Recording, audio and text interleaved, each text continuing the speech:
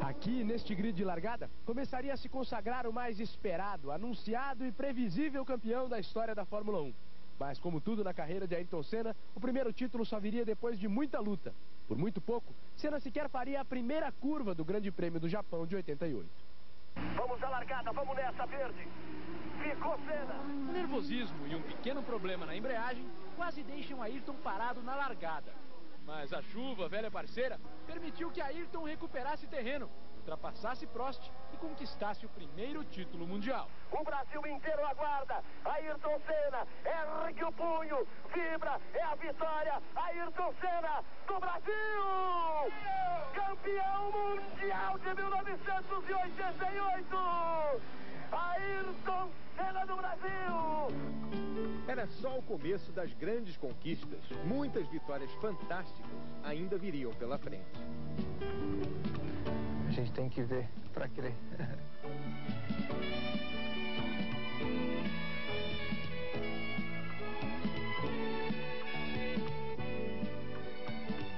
Depois de conquistar o seu primeiro título mundial em 1988 pela McLaren, Senna perdeu para Alain Prost o título do ano seguinte. Mas o brasileiro superou a derrota, ofuscou o professor e chegou ao tricampeonato em 91. Uma história de recordes, polêmicas e vitórias heróicas interrompidas pelo acidente fatal em Imola. O time dos sonhos estava em crise, mas Prost e Senna continuavam dominando a categoria. Em Suzuka, Prost fecha Senna na chicane e vai esperar um título de tricampeão nos boxes. Ayrton troca o bico do carro e se recupera de forma sensacional, só que a vitória já não vale mais nada. Os cartolas da Fórmula 1 o desclassificaram. Quase 15 anos depois, o chefe da McLaren, Ron Dennis, diz que houve manipulação do resultado.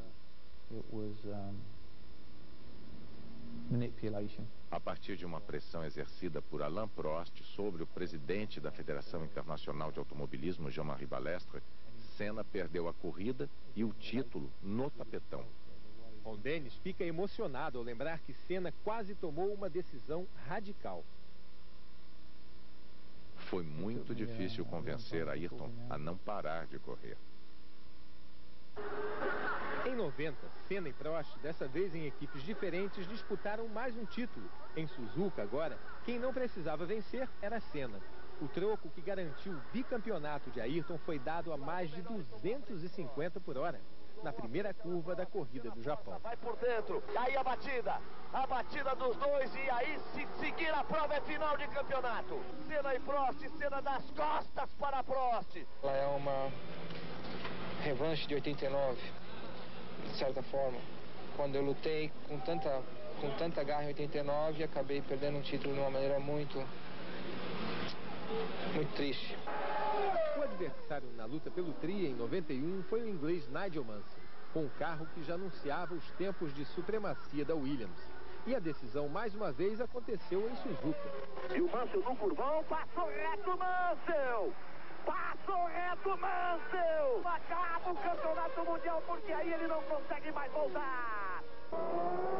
Em 92, Ayrton sofreu com um carro incapaz de chegar perto das Williams, a não ser no eterno reduto do seu talento, Mônaco. Vem Ayrton, vem Mansell, Ayrton Senna vence! Brasil! Vitória do Brasil em Mônaco! Em 93, a desvantagem continuou, mas Ayrton compensou mais uma vez a falta de equipamento com vitórias sensacionais em Interlagos e Donington Park. E já vai com tudo pra cima do Carl Wendlinger, já faz a ultrapassagem. Foram as primeiras voltas mais maravilhosas da história. Foi a primeira volta mais fantástica da história da Fórmula 1. Em quarto lugar no grid, Ayrton Senna largou mal. Chegou a estar em quinto, mas antes de terminar a primeira volta, já estava na ponta. Senna por dentro, Prost força, quase se tocam no garfinho. Ayrton Senna vai pra ponta. Essas últimas duas corridas foram de arrebentar.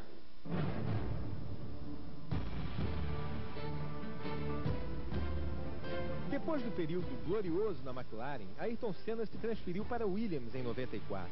E foi num fim de semana sombrio em Imola, na Itália, que veio a última prova da carreira. Mais alto o seu motor Renault em relação ao motor Ford. O acidente grave com Barrichello na sexta-feira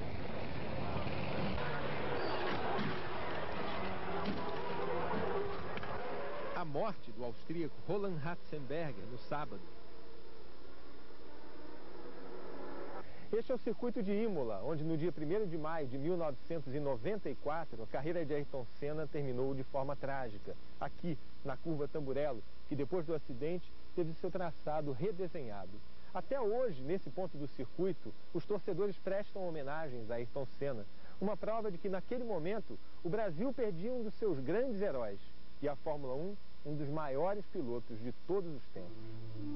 No domingo, pouco antes de ir para o grid de largada, um ritual que misturava concentração e preocupação. Uma imagem que marcaria a memória de todos os brasileiros. Em seguida, Ayrton Senna largou na pole position de uma corrida que ele não veria terminar. É a parte de maior velocidade, eles vão atingir aos 330 km por hora. Senna bateu forte. Ritual lento. O tempo não tinha mais pressa. O enterro de Ayrton Senna foi uma das cerimônias mais comoventes da história do Brasil.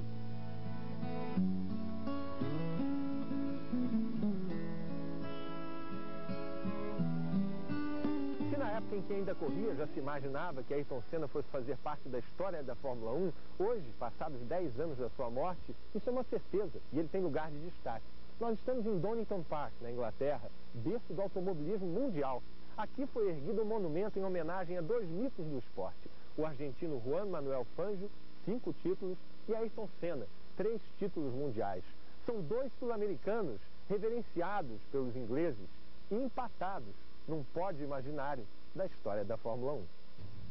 Sem Ayrton, o automobilismo conheceu a era de um novo mito, que também começou no kart.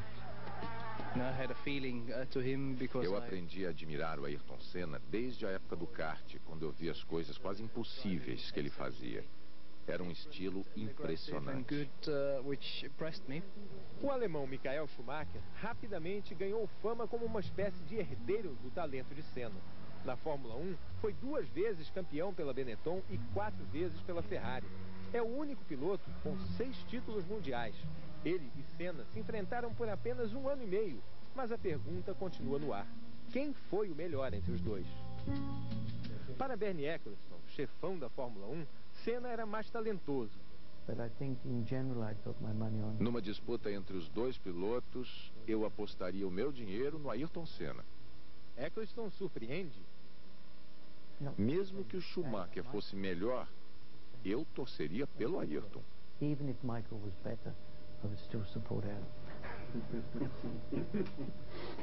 Nesse duelo Brasil e Alemanha, o francês Alain Prost, maior rival de Ayrton Senna, é outro que apostaria no Brasil e vai além. Quando eu parei de correr, eu tinha certeza de que os recordes que ficaram na pista seriam superados pelo Ayrton. De certa forma, ele era a continuação de uma história que nós 2 escrevemos juntos. O Schumacher não chegou a ser um adversário do Ayrton. O mundo perdeu esse combate. O mundo perdeu esse enfrentamento que talvez tivesse sido o mais fantástico da história da Fórmula 1. Não houve tempo de saber quem seria o melhor. Os números não têm como dar a resposta, mas nem o tempo nem os números serão capazes de apagar a imagem de Ayrton Senna.